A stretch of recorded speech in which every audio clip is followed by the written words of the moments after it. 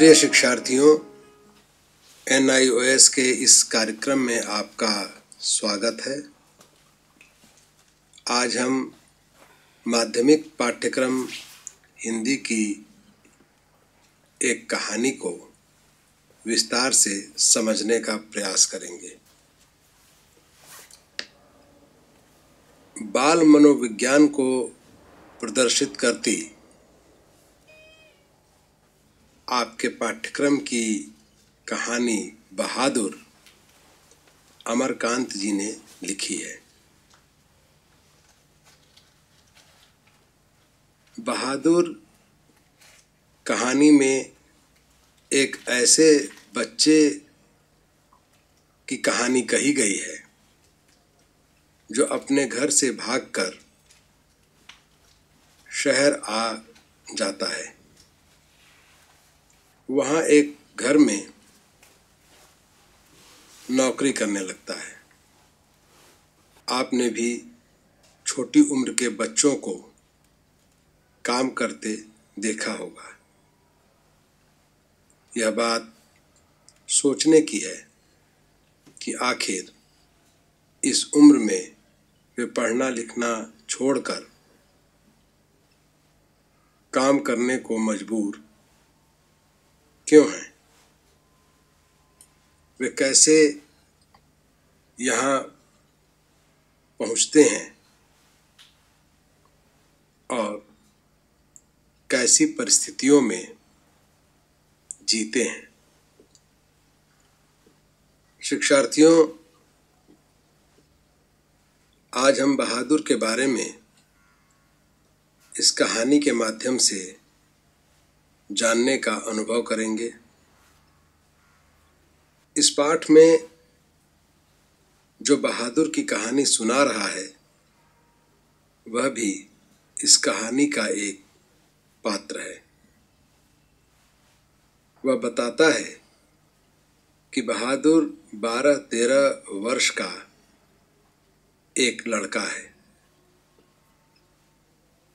जिसका कद ठिगना और रंग गोरा है। बहादुर नेपाल और बिहार की सीमा में पड़ने वाले किसी गांव का रहने वाला है। उसके पिता सेना में थे और उनकी मृत्यु हो चुकी थी। माँ पूरे परिवार को पाल रही थी। बहादुर की अक्सर पिटाई होती रहती थी। वह बहुत शरारती था और माँ जो काम देती वह भी पूरा नहीं करता था। माँ की पिटाई के डर से एक दिन उसने 200 रुपये घर से चुराए और घर छोड़कर भाग गया। बहादुर को नौकर के रूप में कथावाचक की पत्नी का भाई कथावाचक के घर ले आता है। वाचक का परिवार मध्यवर्गीय है। इस परिवार में वाचक की पत्नी निर्मला, उसका बेटा किशोर और एक बेटी है।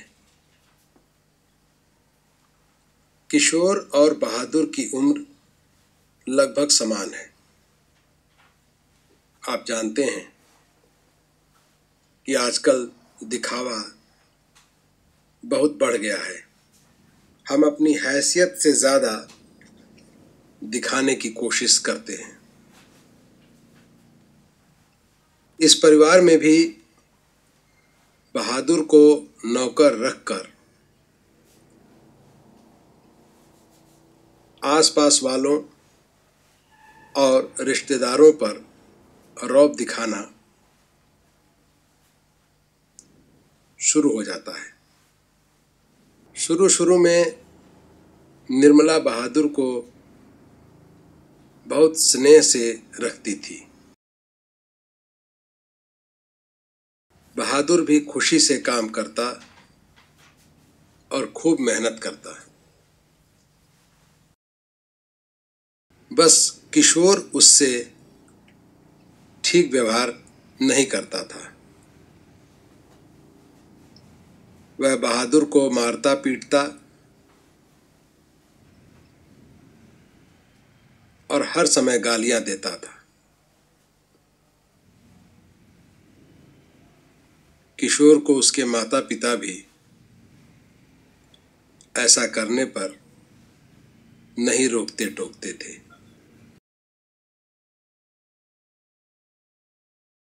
बहादुर इन सब के बावजूद मेहनत से सारे काम करता रहता था। आसपास के लोग निर्मला को भड़काते रहते। वे कहते, नौकर को ज्यादा स्नेह करना ठीक नहीं, ऐसे तो वह बिगड़ जाएगा, कामचोर बन जाएगा।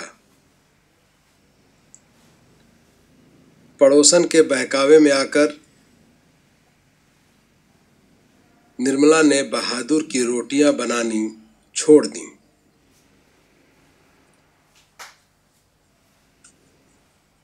इस बात से बहादुर बहुत दुखी हुआ और अपनी रोटियां स्वयं बनाने लगा।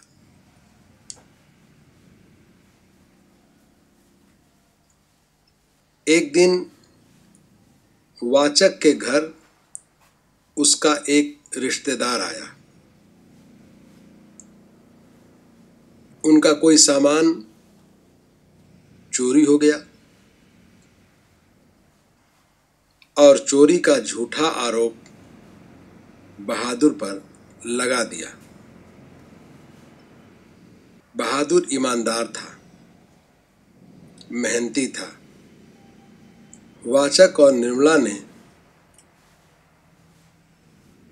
बहादुर को मारा पीटा, लेकिन चोरी की बात उसने स्वीकार नहीं की। इस घटना के बाद बहादुर उदास रहने लगा और एक दिन जब वाचक घर लौटकर आया तो देखा कि अंगीठी अभी जल नहीं रही है। आंगन अभी तक गंदा पड़ा था, बर्तन साफ नहीं किए गए हैं। वाचक की पत्नी निर्मला ने बताया कि बहादुर घर छोड़कर कहीं भाग गया है।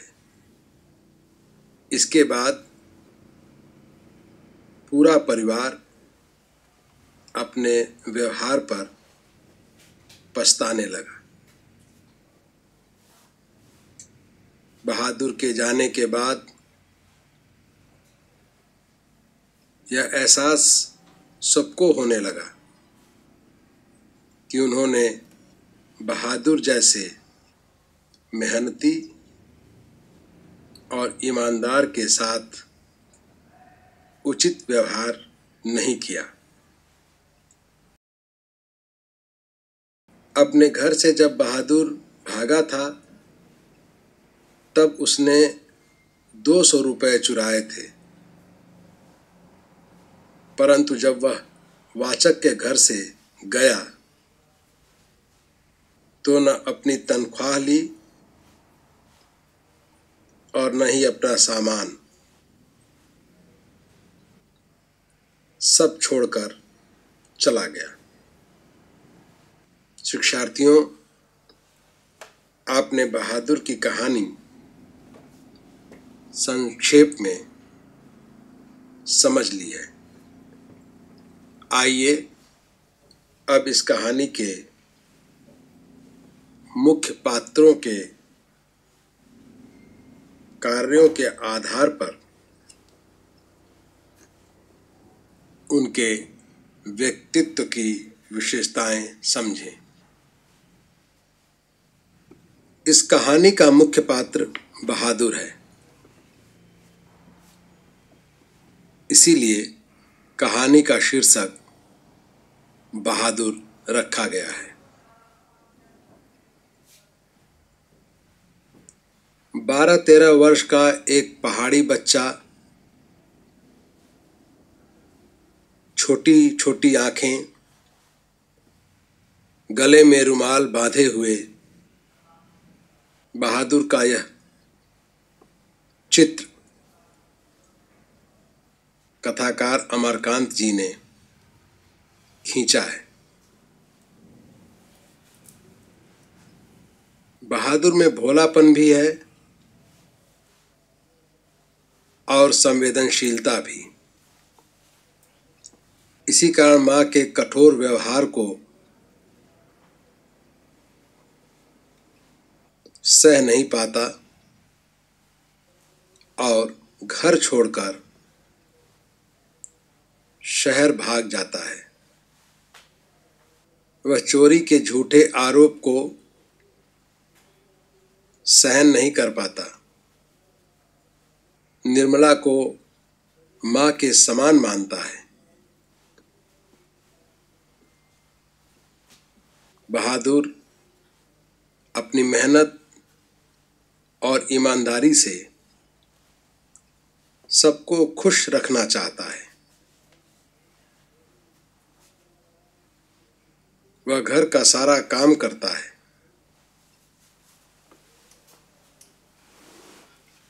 ताकि लोग खुश रहें।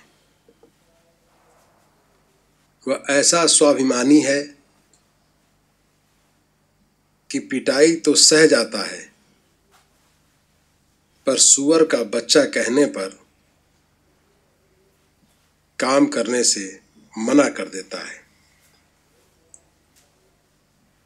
निर्मला जब उसके लिए रोटियां नहीं बनाती तो वह बिना खाए ही सो जाता है। आपने यह देखा कि बहादुर अपने कर्तव्य को समझता था।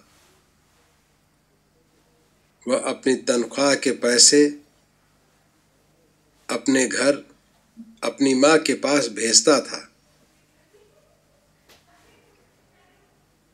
इस प्रकार हम बहादुर के पूरे चरित्र को इस कहानी में देखते हैं। शिक्षार्थियों, आइए अब कथा वस्तु को समझने का प्रयास करें। कहानी का विषय जीवन के किस हिस्से से उठाया गया है, इसे समझते हैं और यही कहानी की कथा वस्तु है। इस कहानी में कहानी का ही एक पात्र कहानी सुना रहा है।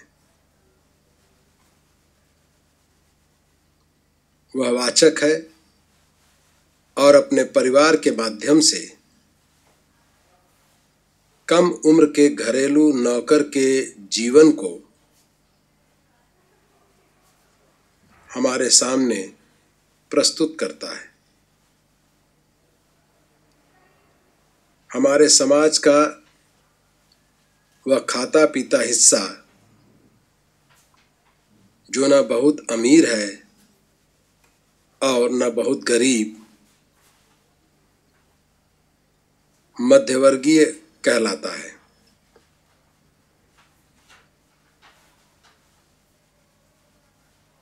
ऐसा परिवार दिखावे में जीता है। अपनी स्थिति को बढ़ चढ़कर दिखाने की प्रवृत्ति में वह अलग सी जिंदगी जीता है। बहादुर वाचक के परिवार का हिस्सा बनता है और कहानी आगे बढ़ती है। घटनाएं एक के बाद एक घटती जाती हैं और पात्र जुड़ते जाते हैं। कहानी में जिज्ञासाएं बढ़ती जाती हैं और स्थितियां साफ होती जाती हैं। कहानी की 3 घटनाएं आपको दुखी करती हैं और इन तीनों का संबंध बहादुर से है। पहली घटना, जब वाचक का बेटा किशोर बहादुर को पीटता है। दूसरी घटना, जब वाचक की पत्नी निर्मला उसकी रोटियां बनानी बंद कर देती है। और तीसरी, जब खुद वाचक बहादुर को पीटता है, वह भी चोरी का आरोप लगने पर। शिक्षार्थियों, बहादुर के भागने का मुख्य कारण वाचक द्वारा उसे पीटा जाना ही है। बहादुर घर छोड़कर चला जाता है, पर जाते जाते वह अपने निर्दोष होने का प्रमाण दे जाता है।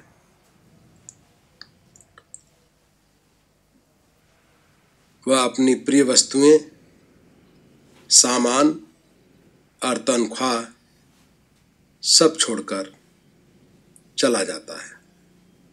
उसके जाने पर वाचक पश्चाताप करता है,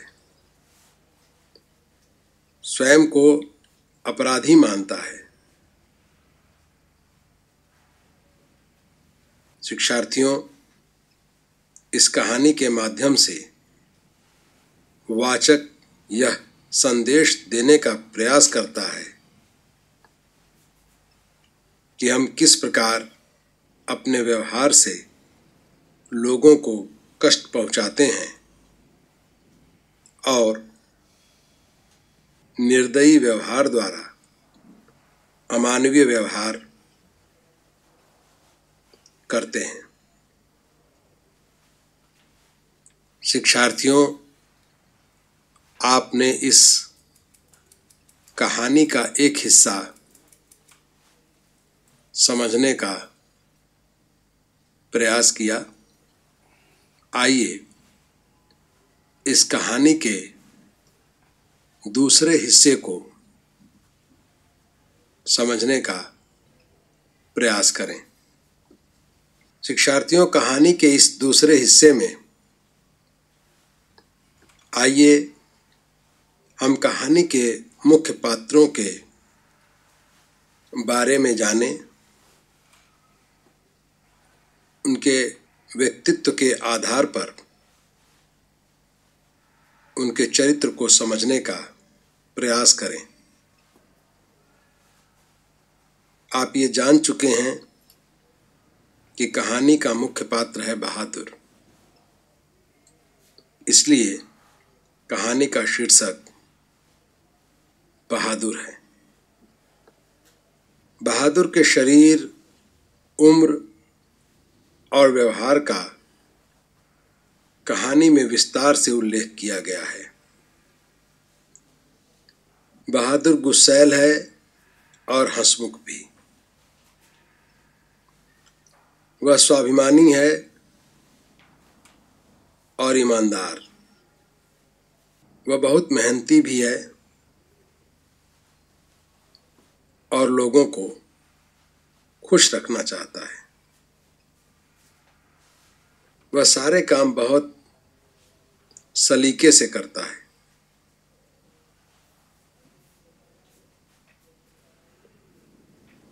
उसके स्वाभिमानी होने का प्रमाण है कि चोरी का आरोप लगने पर वह घर छोड़कर चला जाता है। आइए इस क्रम में वाचक के व्यक्तित्व को समझने का प्रयास करें। वाचक में मध्यवर्गीय परिवार के गुण और दोष दोनों ही दिखाई देते हैं। किशोर जब बहादुर को पीटता है तो वाचक बहादुर का साथ देता है, लेकिन रिश्तेदारों को खुश करने के लिए चोरी के आरोप में वह बहादुर को पीट देता है। समाज में दिखावा करने से वह पीछे नहीं हटता।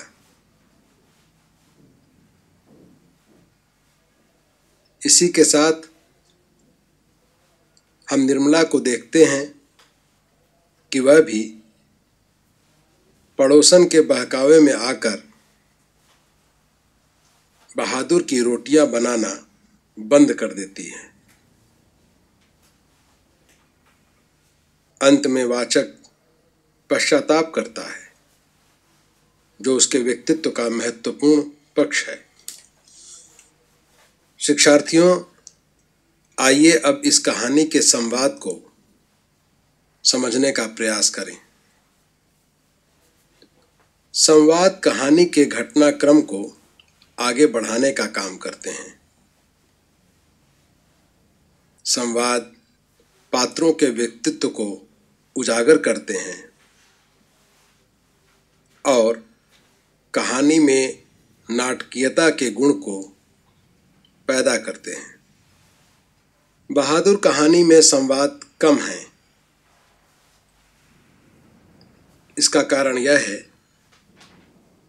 कि इसमें वाचक पाठक से सीधे बात कर रहा है,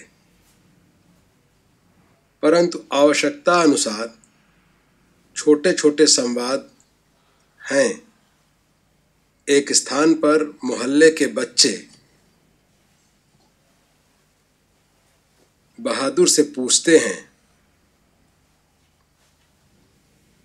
कि ऐ तुमने शेर देखा है? इस तरह के संवाद में हम मध्यवर्गीय परिवार के बच्चों की मानसिकता को देख सकते हैं। इससे पता चलता है कि मध्यवर्गीय परिवार नौकर से कैसे बात करते हैं। बहादुर कहानी के अंत में नाटकीयता जरूर है, इसलिए संवाद अधिक हैं और परिवेश और पात्र के अनुरूप संवाद हैं। शिक्षार्थियों, आइए इस कहानी के वातावरण या सामाजिक आधार को समझने का प्रयास करें। इस कहानी में दो परिवारों की स्थिति को समझना है। पहला बहादुर का परिवार, जिसमें पिता की मृत्यु हो चुकी है, परिवार गरीब है, वह घर छोड़कर भाग चुका है और एक मध्यवर्गीय परिवार में पहुंच गया है, जहां वह नौकर है। दूसरा वाचक का परिवार, जो मध्यवर्गीय है, जहां दिखावा बहुत है, दूसरों के भड़काने पर वह भड़क जाते हैं, नौकरों के प्रति उनका व्यवहार अमानवीय है।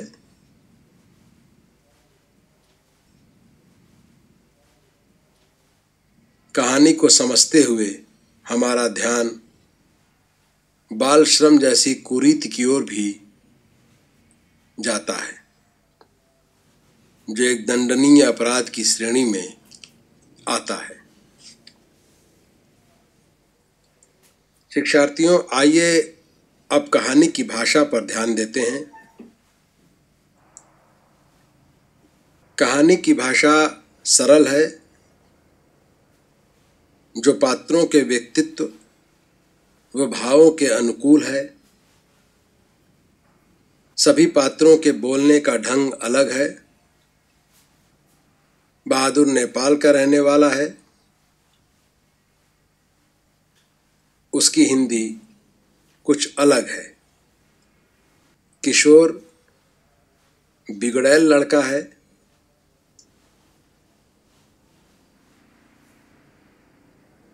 उसकी भाषा अलग है। वह गालियां देता है। निर्मला के रिश्तेदार अंग्रेजी में बात करते हैं। हिंदी, उर्दू, अंग्रेजी का प्रयोग स्वाभाविक रूप में किया गया है और आवश्यकता अनुसार मुहावरों का भी प्रयोग किया गया है। शिक्षार्थियों, आइए अब इस कहानी के उद्देश्य को समझने का प्रयास करें। लेखक इस कहानी के माध्यम से कहना क्या चाहता है? बहादुर के लिए अंत में लेखक पश्चाताप करता है। यह कहानी मध्यवर्गीय परिवारों द्वारा मासूम नौकरों पर किए जाने वाले अत्याचार को उजागर करती है। हमें अपने आसपास ऐसे मजबूर बच्चों की सहायता करनी चाहिए। शिक्षार्थियों, आइए अब हम यह समझने का प्रयास करते हैं कि इस कहानी के माध्यम से आपने क्या सीखा। हमें कोई भी निर्णय जल्दबाजी में या दूसरों के कहने पर नहीं लेना चाहिए।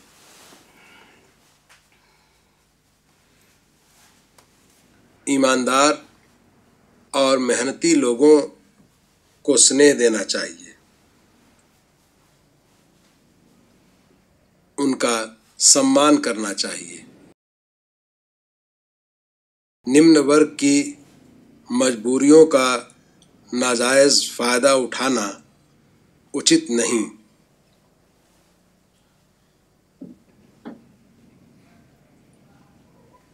बहादुर जैसी स्थिति में जो बच्चे हैं,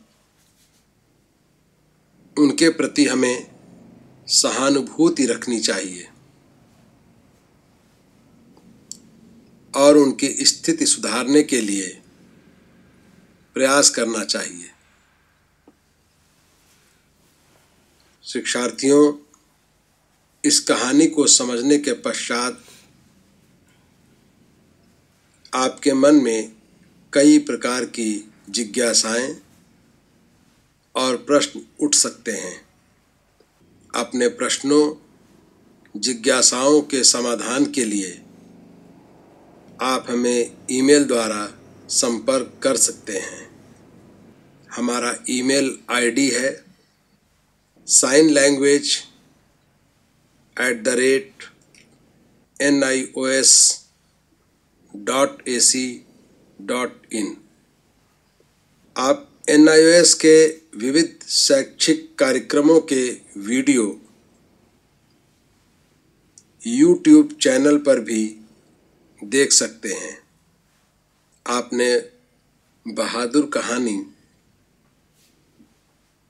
को समझ लिया होगा। धन्यवाद।